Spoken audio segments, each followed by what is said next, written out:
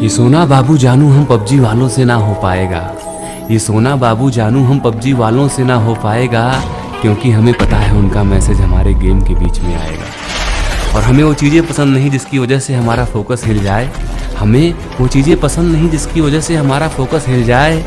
ये 3 magical word, ये प्यार की बातें किसी और से पगली। हम पबजी वाले रिस्क भी वहाँ लेते हैं जहाँ ज़रूरत पड़ने पर रिवाइव मिल जाए।